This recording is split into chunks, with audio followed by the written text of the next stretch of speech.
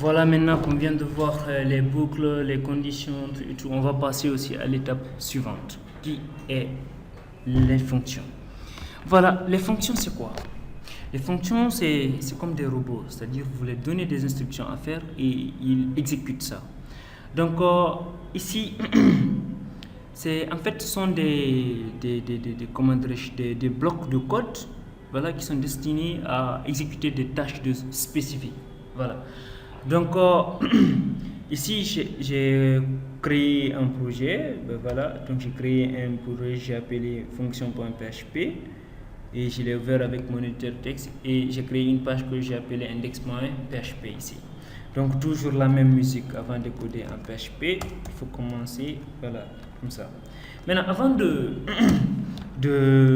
se lancer dans la création de nos propres fonctions, je vais quand même vous montrer certaines fonctions utiles qui existent en PHP, parce que il est conseillé avant d'abord de créer sa propre fonction de vérifier si une fonction elle existe d'abord ou pas. Donc on va voir certaines fonctions qui existent. Commençons par les fonctions de chaîne de caractères. Avant ça d'abord, je vais vous présenter une fonction que vous avez beaucoup utilisée, j'en suis convaincu, puisque vous faites des TP vous-même. Bien, donc la fameuse fonction echo, donc c'est une fonction, je vous ai dit, c'est comme des robots. Voilà, on l'envoie le message affiché, il exécute, déclenche des trucs dedans, des machins on ne connaît pas, et qui nous permet d'afficher quelque chose au niveau du navigateur ici. Voilà. Bien. Donc, voilà, je vais rafraîchir. Voilà. Bien. Maintenant, il y a aussi une deuxième fonction qu'on a vu, deviner laquelle, la fonction include. Voilà, cette fonction aussi, on transfère en paramètre ici la page à inclure et elle fait l'affaire. Voilà, ça marche. Donc, je vais commencer par présenter aussi les fonctions de chaîne de caractères.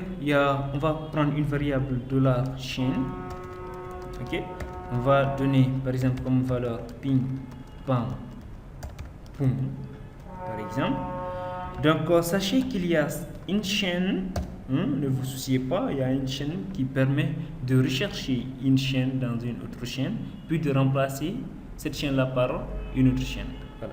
Donc je vais prendre une nouvelle variable, new chain, ok, new chain, de recevoir quoi? La fameuse fonction str replace. Donc c'est une fonction qui existe déjà.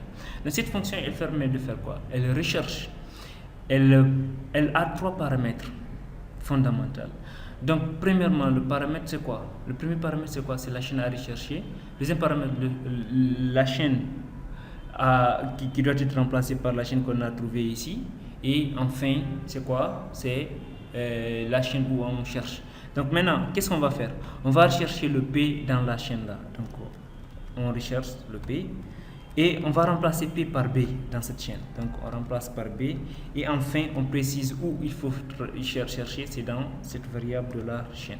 Donc je précise cette variable de la chaîne ici, je mets un point virgule. Donc pour voir le rendu, je vais mettre un écho de ma variable new chaîne et point virgule, CTRL S, le tour est joué. Donc je rafraîchis, il me dit bim bam boum au lieu de bim pam boum. Vous avez compris? Il a cherché P dans chaîne, il a remplacé P par B. Donc c'est bim bam boum, ainsi de suite.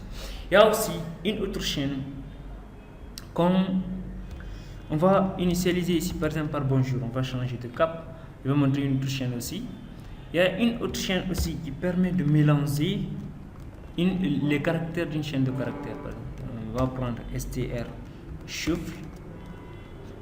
Voilà.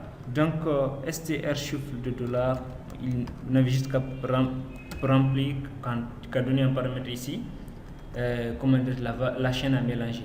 Voici la chaîne. Et le contenu c'est bonjour. C'est bon? Donc, et on veut mélanger les caractères de cette chaîne. Bonjour, donc on va mélanger petit par petit.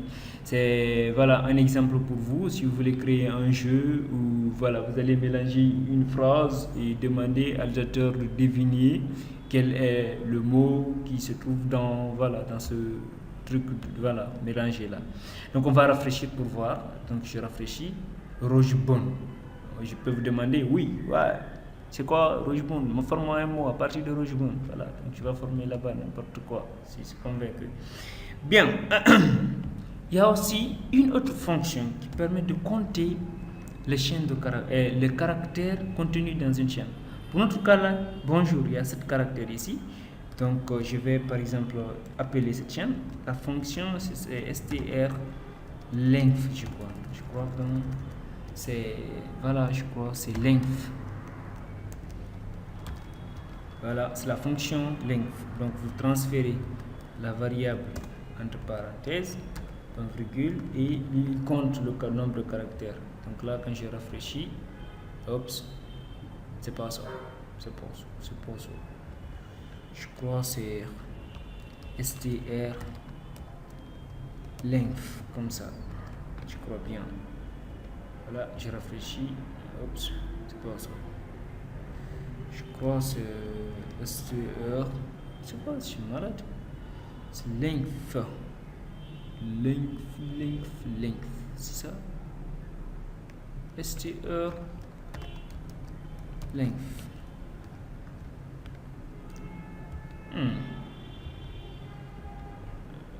Ok, permettez-moi de réfléchir un peu. Bon, voilà, donc c'est str len. Bien, donc là je vais rafraîchir. Donc qu'est-ce qu'il a fait? Il a compté le nombre de caractères ici, donc il m'a affiché le résultat. Donc dans new chain là-bas, ici je vais dire par exemple taille reçoit ça. Donc juste une question de staticité quoi. Donc voilà, je réfléchis, c'est 7. Bien, il y a aussi certaines fonctions que vous pouvez utiliser pour gérer les dates. Donc par exemple, je peux, voilà, donc le Y correspond à l'année. Donc le truc par exemple, le M correspond au mois. Là, permettez-moi de mettre ça en dehors du PHP ici pour ne pas qu'il se fout de moi. Donc le M correspond au mois, le D correspond au jour. Voilà, donc le I correspond à la minute. Voilà, minute. Ok, donc le S correspond seconde. Voilà, et le H correspond à l'heure. Voilà. Donc pour utiliser les dates en PHP, il y a la fameuse fonction qu'on appelle date. Donc vous transférez ici en paramètre ce que vous voulez. Par exemple, quand je transfère Y, ça veut dire que je vais afficher l'année. C'est bon? Voilà, donc on va afficher l'année, le jour, l'heure, voilà, actuel. Donc on va écrire comme ça, date. Okay, on va aller par exemple, nous sommes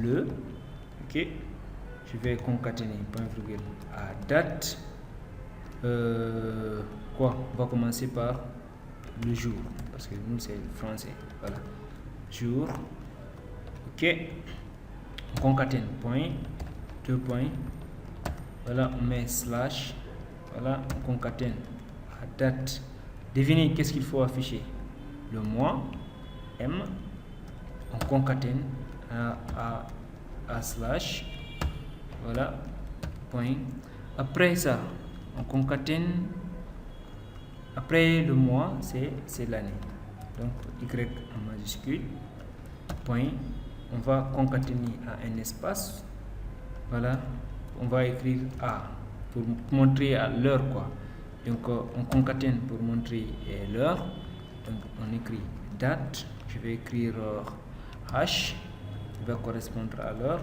point, je concatène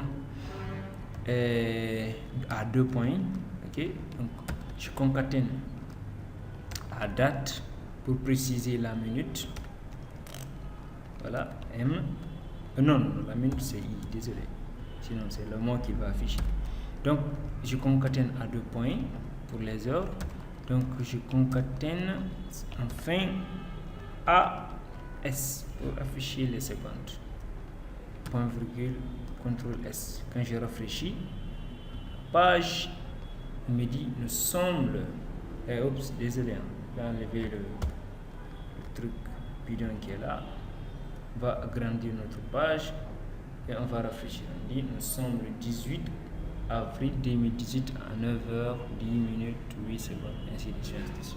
Donc là, qu'est-ce qu'il fait? Il récupère l'heure et la date de votre système. Bon, voilà, il affiche ça. Bien, ça marche. On va passer à l'étape suivante. Je vais vous montrer comment créer des fonctions.